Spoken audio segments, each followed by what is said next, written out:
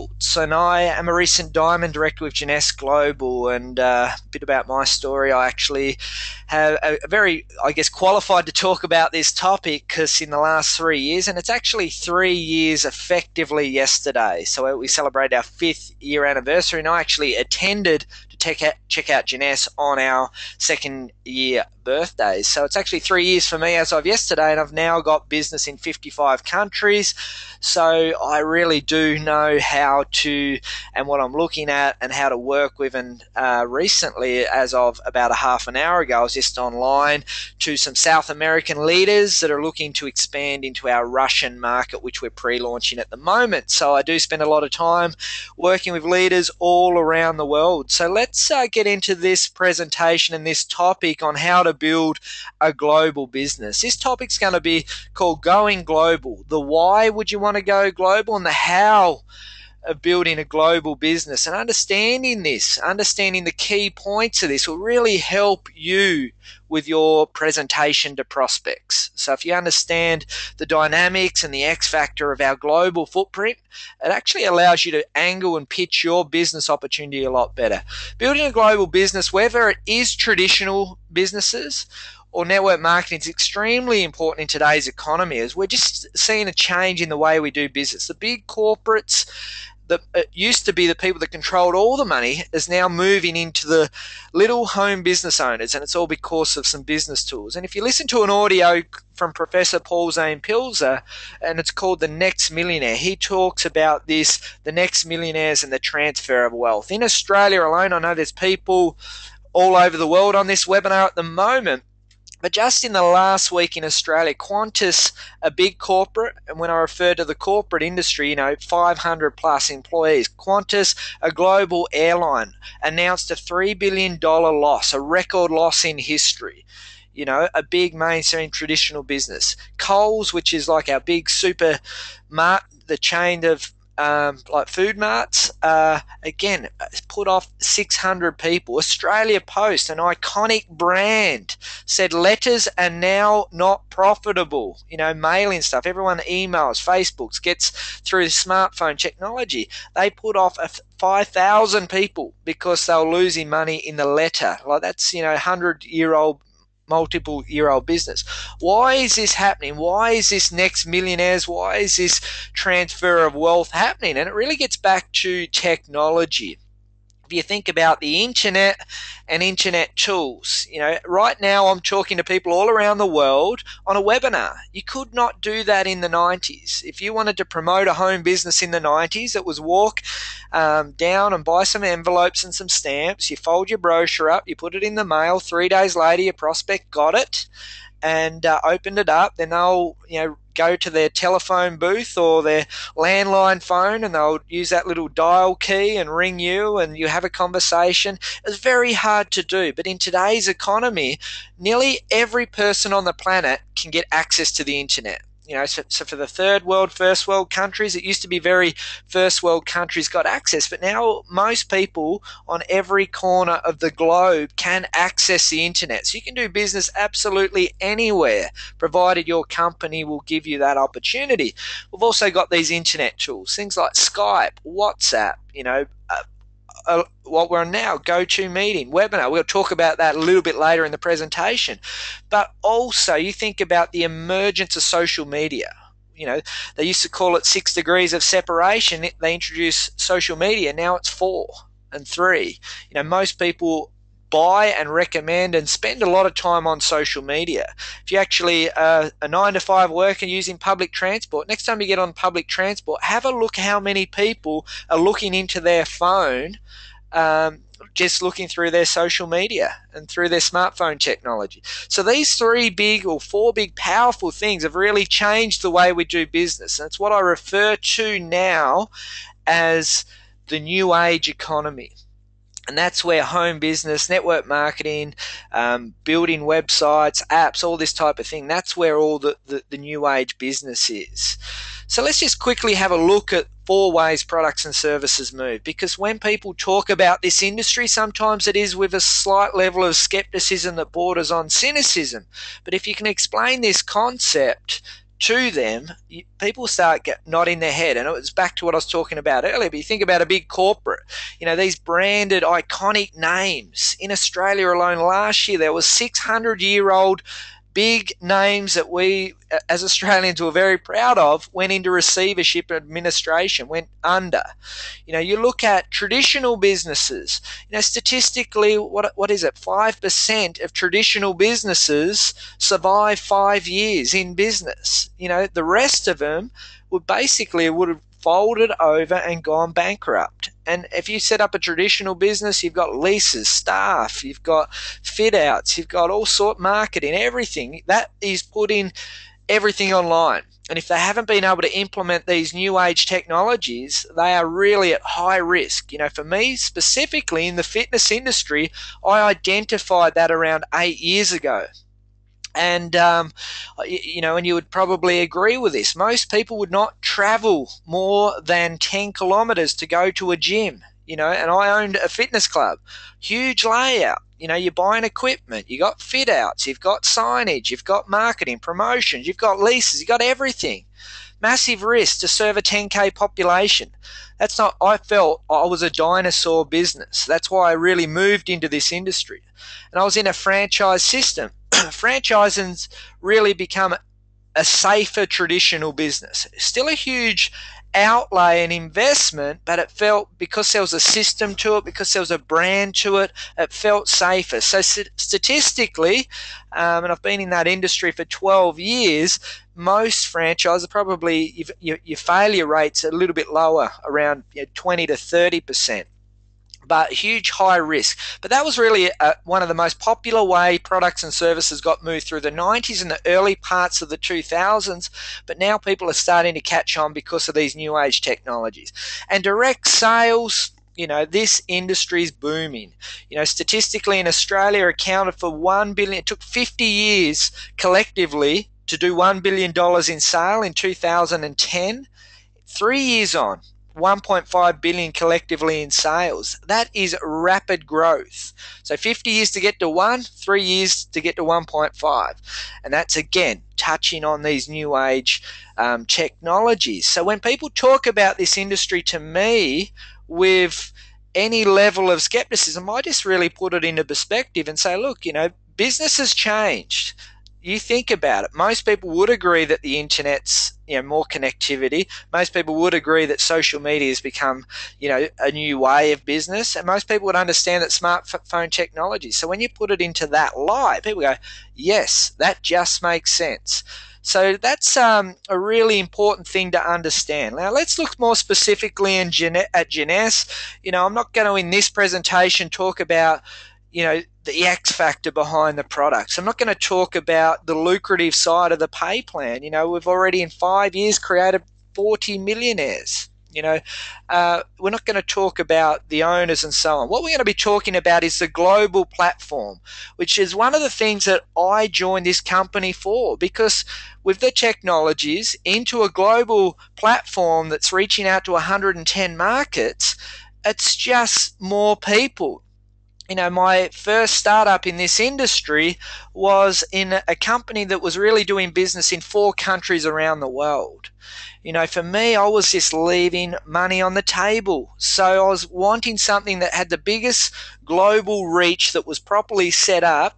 And Jeunesse was one of those companies. Obviously, it had to tick all the other boxes, but this was like the real X factor. Just simply 110 countries. There's more people in that than in 4. And if I cut my commission down to only being able to count the people in those 4 countries, I'd probably be at 25% of my earning capacity at the moment.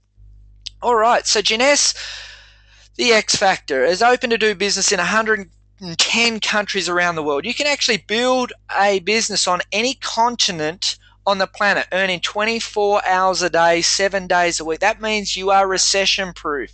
So if the US economy has collapsed, you're doing business in Asia. If something's happened in in Asia, you can be doing business in Africa, Australia, like a more stable economy. Like for me, I feel absolutely recession proof. The thing about Jeunesse global platform, it gets back to the owners, and the owners have been doing business for 40 years. They helped NASA launch a space shuttle program with their computer and back office systems, tracking the space shuttle around the globe. And as a result, they've been able to buy, build, and sell many companies, and as a result, got infrastructure already set up where they have already distributed into hundreds of countries before. So they just know how to do it. So when Jeunesse opened, that was the big wow factor. They opened the world at once. Traditionally, in this industry, most companies start in the US, and as they test that market and prove that market, one or two leaders will go, look, I've got friends in Australia, I've got friends in Japan, I've got friends, and that will be the international business model for their international growth plan. Randy and Wendy with Jeunesse Global said, we already know how to distribute there. We already know who would go to corporately. We already know we've got infrastructure set up with offices already. We already know how to pay people globally. We know all the different legal systems and how to set up companies. We can do this at once. We're set up to do that. So they open the world at once. And as a result, America in sales would probably be, closer to the bottom half of the top 10. Not the mothership of their companies. That's what's a real wow factor in Jeunesse. We do business in 110 countries, so shipping into that 110 markets. But we have offices, physical offices in over 27 markets around the world. And these are not tin sheds. These are state-of-the-art, incredible offices. In fact, I was on the Exec Connect call this week, and they're outgrowing these big offices already, and they're just about to set up another new office in Singapore, another new office in Hong Kong, another new office in Korea, and a big, massive training center in Malaysia. That was announced this week, plus an office in Russia. Like, we really do have state-of-the-art offices. The other thing is, this is when I refer to an international business, and I wind back to my previous experience. Our business in that company was doing really sales in 4, but say they were open in a dozen. So the other 8 countries, there was just a handful of products. I'm talking about in Jeunesse, we have established sales numbers in a lot of our markets. In Australia alone, which would be in the top maybe 8 markets in the world, we did $2.3 million in sales last month. That's considerable sales for a population of 22 million. The month before in Singapore, 1.5 million. Taiwan, Malaysia, Thailand often hover between $3 and $4 million a month. China, Greater China does more like $10 million. These countries have got some serious sales. Japan, another good country. Indonesia, another good country. We just opened all the African markets, and in the first month in Nigeria, we did over $100,000 in sales. This is like major sales globally. Plus, you've got your traditional ones like your US, where you're in the multi-millions, Canada. The Eastern Europe markets, we're just doing our pre-launch into Russia at the moment. And as a part of the pre-launch, they did around $3 million in sales in its first few weeks. So there's, these are not just an international business platform as we're open there. We're actually successful in many, many, many markets around the world. I touched on the Randy's experience in success in business. The thing I love about being based in Australia is we've got a very multicultural country. So you can actually build an international business because you might know someone who knows someone who knows someone that has family and friends in one of those markets. And that's the power of our business plan. But in Australia, we're very multicultural, so you will go international whether you like it or not. If you enroll 10, 12, 15 people, you'll just start seeing in your back office, all of a sudden you're doing sales in Hungary or Belgium or China or Hong Kong, New Zealand. You would just see sales happening whether you like it or not. we talk about population and pure numbers. I'd rather be open in 115 countries than 110. Just makes sense. And one thing that I really touch on a lot in regards to business facts and trends, recently on 60 Minutes, I guess if you go into YouTube and type in 60 Minutes, James Packer, he did a documentary on what he referred to as the biggest wealth creation opportunity of all time. It was talking about his strategic move into Macau with his next casino setup. He wanted to set up a casino that really tapped into the rising middle class of the Asian markets. And that was the strategic business plan. So I've touched on the success in a lot of our Asian countries already, and it really gets back to the product relevance for those markets. But we have the business platform that can also be set up to do great numbers there. Here's a few examples. I was talking about state-of-the-art offices. We've got an office here in Hong Kong that's just been upgraded. How impressive does that look? Got an office here in the Philippines. These offices have usually 100 to 200 people meeting room. So just off to the side here, there's a 100 people meeting room. Upstairs, there's a boardroom. There's, impressive, incredible offices. We've got the Indonesian office here. Again, you can see the side offices off there. Thailand as well. So there's a few examples, and as I said, some of these are getting upgraded because they've just absolutely outgrown those markets already. I touched on being a multicultural country. When I talk about helping people build an international business, people really do get excited by that, and the big trap is if you go online in these days and you start friending people in different countries and you start going, do you want to join my company? Do you want to make money? Blah, blah, blah. Most people will say, yes, join me, like that. But I always just say, like, your first point of call when you're building your business, always start to build local. Start with your warm market. You'll learn this in our Getting Started training. You always want to sponsor leaders from other countries, but it can be time consuming. I've probably personally enrolled out of my 100, maybe about 10 people that are out of the country, but my business is very global because on my second and thirds and fourth generations, I'm getting leaders from other markets. I always talk about the way our comp plan is set up is we refer to it as taprooting down in the genealogy. So I don't care if anyone's international, if they're in my left or my right team or team 1, team 2, down to infinity levels, I'll work at absolute depth until I'm earning $26,250 a week. So I don't need, the point of this, I don't need to actually go out and source leaders. If they start popping up in my genealogy and they're starting to produce, I'll work with them, whether they're in my personal leg enrollment, as long as they're in my 2 teams that can help contribute to me maxing out the team commission part, $26,250 a week. An example of that recently, I went over to Singapore, found out a guy in Indonesia had put on a dozen ambassador packs in his first few months. I didn't really know who the guy was. I said, look, come over to Indonesia. I'll get you some tickets to this event. We'll have a meeting, blah, blah, blah. But because he was performing in my genealogy, I wanted to work directly with that person. So the point of this is don't go spend all your time prospecting people you don't know in other markets. Your business will go global no matter what. You just have to, if you introduce 20, 30, 40 people in Australia, it will go global. So how do you find international leaders? So let's just say you've gone through your warm market, you're set up, you're starting earning reasonable money, and you actually really do have a bit of extra time to spend on this. How do you find them? Go straight to our friend Google. Google network marketing leader, blah, blah, blah. Network marketing leader for that company. The other thing is referrals.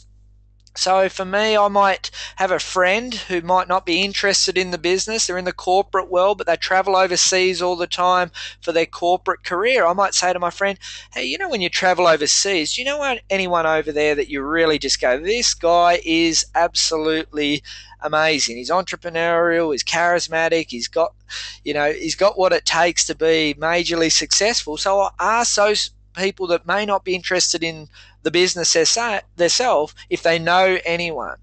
Might even go online and look up separate companies. So I might go Avon, look up to see on their website if they've got any recognition. And I might go on there, download their recognition chart and go, okay, there's a couple of leaders there. I might work with that. Social media, there's all sorts of groups, network marketing groups, there's community groups, there's all sorts of things. So you can find them on social media. So there's a few ways to go out and find people. But the really important thing is qualify quickly.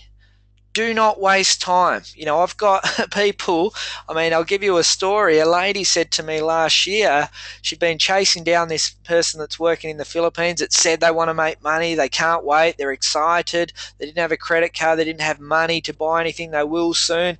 Kept on getting more information, spending more time. 6 months later, she goes, Craig, they've joined. And I said, oh, awesome. And they said, oh, they bought a serum. And I'm going, wow, you've just spent 6 months following up, getting information for that person that bought a serum. So, the important point is qualify quickly, get to the point, find out if they've had success before, find out what they're doing quickly, find out if they're they really want to build a business. Find out, ask a hard question, because you really do have to qualify quickly when you're prospecting overseas and internationally. Once enrolled, I always set tasks. So as soon as you've done the getting started training, let's talk. So they have to do the getting started training before we progress further with my time. Okay, you've done the getting started training. I'll help you enroll your first 2 people. When you've done that, your next task is get to Jade. So when you've got to Jade, this is what we'll do. Might set them a task. Look, you're in Hong Kong. We've got an international convention in Macau. Okay, we've done the getting started. We've enrolled a few people. Your target is to get to Sapphire by this time here. And if you do, I'll pay for your tickets to go to the Macau International Convention and your top 2 leaders. So what I'm trying to say there is I go for task-based activities, and they have to take 1 step forward, then I take 1 step forward. They take 1 step forward. It's not one-way traffic. I'm not ringing up leaders, following them. Have you got anyone? Have you got anyone? Do you need help? I don't do that when I'm building an international business. You really do need to qualify. You really do need to set the bar high. Usually when you are working with international leaders, you really require a higher level of leadership. Someone that can get out, use their initiative, go and do things themselves. They don't need to be babied and spoon-fed. And training duplication is absolutely critical, because, what we're trying to do is to create an army of people that know what we know. If you can train and duplicate a leader to be self-sufficient, your chance of success internationally is going to be a lot higher. If you just enroll and leave them there to work it out themselves, they'll be gone quickly. Or if they do enroll 2 or 3 or 4 people, they don't know what they're doing, they'll be gone quickly. So make sure training duplication for international leaders is absolutely crucial. You need them to be self-sufficient. When traveling internationally, for me, what I usually do is I look at the events calendar in advance. So in this situation, we've got our Macau International event. I look at the events calendar. I say, okay, I've got good business in the Philippines, good business in Singapore. I'm going to run an event in Singapore, then in the Philippines, then go to Macau. So I plan absolutely my international schedule around hitting multiple things at once. So once your business starts getting established and you do have contacts in different markets, you do want to step out of that zone and start doing that. So you might plan for next year's international convention to be at, a 50 cycle, 100 cycle, whatever business. And you might say, look, I would like to have 1 or 2 leaders there that are producing, and I'll go to those markets on the way to convention or after that convention. That's how you want to plan for international events. I look at this as a business investment. You are in business with Jeunesse. You got to think about this. There are people making millions and millions and millions of dollars with Jeunesse. This is not some little hobby business because it's done at home. This is building a really rock solid, stable residual income that's a true network of people. You're building an organization. So think about when you're buying something, when you're spending, business investment. Going to convention, business investment. People will go, oh, that's going to cost me $3,000. There's no way I'm going to do that. You want to build a business? That's your commitment. That's what you have to do. So, that's the way you need to change and flip your mindset. And if I have a global leader that is hitting targets, I can tell you right now that my Philippine team really, and I was, just ranking Ruby when I first got into that group. I actually paid for them to go to check out our Hong Kong convention. I said, you and your top 3 leaders come along, check it out. I know you're already in another network, and that was the best investment I've ever made in the history of my life. So you really do need to look at spends as investment. You got to make sure you get a return on that investment. So what's the return on me going to international convention? Well, the return for me is I look at the opportunity, I look at the company, I get to feel the heart of the company, and I look at everything through a different set of glasses. My mind changes. I've seen people go to international conventions with belief and leave there with just a different outlook on the opportunity. I've seen it happen nearly 100% of the time with people that are just half in the water. So you really do need to consider, looking at when you're buying and spending and so on the, as a business investment. Another one for our national convention, I might run a promotion internally in my group that say the best enroller in the next 60 days and have some sort of performance things that they need to meet. So it's just not someone saying that's me. You actually have targets and so on and track it by order numbers. But you might pay for some tickets to get 3 or 4 people there. Because one of my first mentors always said to me, you got 10 people to an international convention. From that international convention, just 6 saw enough vision to make it full-time income, $5,000 a month. Sapphire Elite. We have 20 plus Sapphire Elites in Australia at the moment that have just been in the business for under 2 years. So just 5 people, 6 people. Because he had 6 people, that allowed him to progress to what he saw in the company, and he went on to make rock star income. In regards to social proof, this is absolutely where you can get a massive return. So for me, when I'm traveling internationally, I'm already talking about it 3 months out. Just go onto my social media, I say, wow, tickets booked, I'm off to the Philippines for the 7th time, this business is going crazy. I'm not mentioning anything about Jeunesse Global, stem cell technology, serums, night creams, whatever. I'm just creating curiosity. I'm creating social proof. If people are saying, this guy's been to the Philippines 7 times for business, what does he do? So once you do go to an international convention, up on your Facebook, I have just booked my tickets. I can't wait to be with 14,000 people from all around the world packed into a stadium, $9 million budget, 5 Mercedes-Benz given away. This is going to be like a rock concert.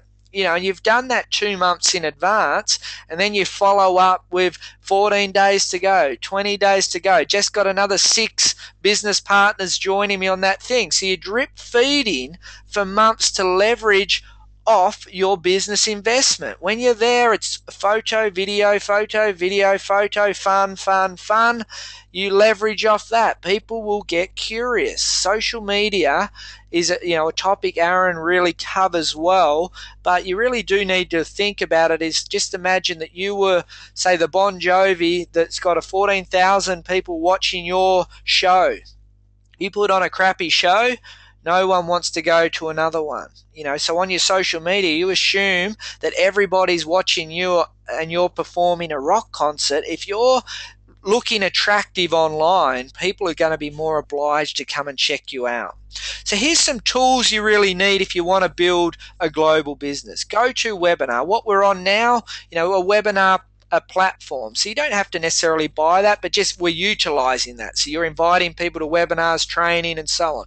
Skype, there's a Skype free, but I say go Skype Premium. Skype Premium is about, I get the lowest subscription. I think it's like $60 a year. It allows me to call many mobile phones overseas. It will give you the list of all the countries you can do that for, as a part of your subscription. It allows you to have multiple people online in your Skype call. You can do video calls. It's just at $60. It's the best spend you'll ever do. I probably have used that to call the US that many times that my phone bill would have been. I would have made my money in the first call I made. So that's really powerful. The internet, obviously, social media platforms, just get really looking professional on the main ones. You might have a YouTube channel, you might be really prominent on Facebook, LinkedIn, Twitter, whatever ones that you really align yourself with. Google Hangouts. This is sort of more like the newer age, very newer age. I've only just started doing these myself, but doing team meetings on Google Hangouts, like very, very, very powerful. I know there's a lot of people in our group that are utilizing that now. It's free. WhatsApp costs around $2 or $1 even, 99 cents. WhatsApp's like an app, and it's like a texting for free as long as you can access Wi-Fi effectively, or using data. But most people in Asia communicate via WhatsApp. So I've got some distributors in Singapore, and I'm always going backwards and forwards on that. I get them there more than I get them on normal phone, social media, and whatever. Viber's similar to WhatsApp, so it's just another version, but it does more phone calls as well. World Clock, this is a biggie. You need to know what time zones things are on. I just did a call to South America at the moment, so I needed to find out when we can meet up in a reasonable hour, because a lesson I learned as an absolute rookie, I must have thought the world was flat when I first joined this industry, and I called a guy in the US. I was prospecting. The good and the bad was, I didn't know the guy at all, which is a good thing for me because he didn't really have a chance to come back and harass me. But I called him, and he answers the phone, and he's asleep. It's 3 a.m. in the morning. Here I am, a good time for me to make a call, but I didn't consider that he was on the other side of the planet. So important one, World Clock, or make sure you can look at all sorts of time zones. Skyscanner, that's a really good app and website because it's sort of like your own travel agency. So you just type where you want to go, and it just searches travel agencies, every airline. It's a bit like Webjet in Australia, but a bit more broader. And it gives you all sorts of different options, and you usually get the cheapest, best option, the quick, it's a really good thing. Just go and plan. It's easy. A calling card, like I know Lyndon uses this a lot, where, for about $40, you can, call the US for like 1 cent a minute, or 1 cent for 5 minutes, or something like that. And, it's just makes an affordable way to call international markets. So every card's different. So you go into a news agency, say, can you tell me the calling card options and rates? They'll give them to you. Just buy one and it'll tell you what to do. WorldMate or other. I say WorldMate for me is a really powerful app, because as soon as I book flights and accommodation, I just get the email and I forward it straight onto WorldMate, and it just sorts it out like a calendar. So that's some of the tools that you really, really, really, really need. In regards to research, now for me, you can stuff up your enrollment before you even get started if you just assume. So if I'm going to prospect someone in the UK or in Russia or in Japan or Indonesia or somewhere, the first thing I do is go to the front of my website, my Jeunesse Global website, and go join now. Then I go to the next page and it says select your country. I select it, goes to the next page, and it's like your sign up page. And your sign up page will say, here's all the packages and here's all the products that you can get there. and then you can go through as if you're about to enroll them, and you can get an idea of what shipping and that will be as well. So don't just assume. I recently had a distributor in Australia that went to Singapore, quoted the Australian costs and prices, and because the taxes are a lot more over there, it looked like, hang on, you told me it was 1,200. What? It's 1,500. It was basically just lack of research beforehand, and that person end up not joining. That's really important to do. So if you're going to look into signing someone up in South Africa, go on there and pretend you're going to do it first, then go to them with the information. Do we have an office there? Do we have a corporate team there? Do a little bit of research. It's not that hard to find out. Find out what the shipping and taxes are. Investigate as much first as you possibly can. That's just absolutely paramount. Training and support, my personal approach to this topic is we train them under our system until they're self-sufficient. Now, what do I mean there? So if I enroll someone over in the US, they want to build a business, I say, look, first thing to do is our getting started. Step 1, 2, 3. All right, so they've gone through that. Then I help you enroll. I might do a launch webinar. I might do X, Y, Z. But I've got them up to a level of independence by himself. If you say, an example is if you say, I've just enrolled someone into Malaysia, they don't know what they're doing, say, go to the opportunity meeting there that night. They'll go there and go, hang on, my leader's in Australia. I don't really know him that well. I'm going to join with this person. You are open to risk there. Now, we have company policies and procedures to protect that situation happening, but, you want to add value. And a part of your value is, this is our system. It works. It's producing results. Follow this system. It's the art of duplication. Once they've got that level of independence, then they can be taking their leaders to the team and starting to plug into these corporate systems over there. The exception to the rule there, if they're joined up and we're doing, say, a first year birthday or a big launch event or something there, grand launch into a country, you get your leader there, make sure they go along because you want them to capture the vision. But as a part of training, you're enrolling someone. Imagine if you were the franchisor of McDonald's and you signed up a franchisee of McDonald's, in other countries other than Australia, and you just said, work it out, guys. They got no hope. So make sure that you treat it like that situation. Here's a never ever scenario. ... Think you have made it with one international enrollment. Never, never ever spend all your time prospecting internationally. Warm market first. Referrals first. Never, ever, ever spend your time on unqualified people that are just going to end up buying one serum. And as I say, I take one step, you take one step, all the time. You've done the training, thank you. You qualify for my time. Next up, let's start prospecting your list. You've put your list together, let's start prospecting. Here's a bit of a case study. For me, I've been international probably 20 times for Jeunesse, building the business. What I really do is I look at the international event first. So months and months and months ago, I basically go, international conventions at this date. How do I build my travel around that so I can do some tour events on the way there? Once I've done that, I'll go to Skyscanner. Actually, first of all, I'll go to my leaders and say, this is what I'm planning on doing. Do you think this can fit in well? What can we do here? And I get my leaders there behind that first. There's no point just booking it and saying I'm going to be there, and they say, it's actually Christmas here at the time. It's not a real good time to build, So make sure you go to the leaders and say, these are the dates I'm factoring in. Are you going to be around then, and do you think it will be a good time to run an event? And make sure that they're going to be able to do productive activity. So you don't want to go there and just work it out when you get there. You're actually 3 months out going, I'm going to run this event. Can you make sure we get these 4 leaders here to get those 8 leaders there and start committing and so on.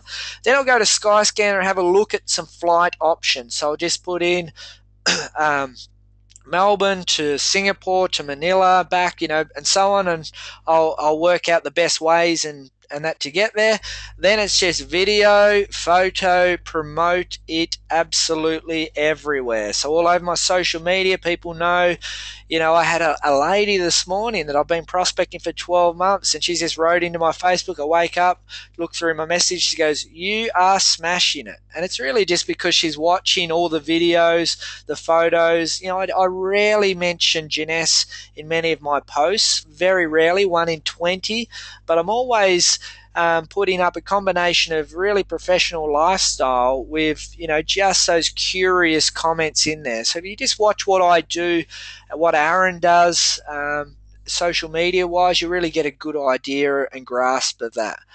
Then you start extra prospecting for some personal, because you do want more personal enrollments there. So if you've got a 10-hour a week schedule of productive activity for your business, because you've got a full-time job, you might, for half an hour every week, just start doing a bit of research, looking for leaders and doing some prospecting there. Don't dedicate your entire time there, but just a little bit of downtime, you can do that. Then just make sure you are jam-packed with productive activities. When you arrive there, I've found that buying a local sim's been the best, cheapest option for me. I've tried all sorts of different phone options. So usually I just go and buy a local sim with a week's worth of data and so on. I found that that's sort of worked best. It's not ideal because your phone number's changing all the time, but it's a lot cheaper and easier than trying to set up data packages with your Australian providers and whatnot. As I said, when you're over there, it's take as much social proof activity as possible. Video, photos for your brand. You want people coming to you because they go, "This guy is the real deal." You want to be waking up in the morning and going, looking at people that don't really even know you, going, "You are smashing it." And then it's just get to work. And when I say get to work, you know that in 3 months you're going to be in the Philippines. You just make it happen. You've taken your business to the next level when you go global. But don't just drop tools and do going global now. Just focus on what's working. If your business is working doing house parties and launches, keep doing that. Do what is absolutely working in your business. Don't worry, your business will go global whether you like it or not. So if you just focus on what's working in your business, minimum daily action, consistency, persistency, you keep enrolling, you keep helping people get started, you're letting the system sort out the leaders, you'll just go into your back office and go, "Look, we've just had some sales in Africa. We've just had some sales in Indonesia. I don't even know these people." All right, so guys, what we're going to do now is that's a wrap for the presentation. So I'm going to just grab a quick water and wait for some questions to come through. So feel free.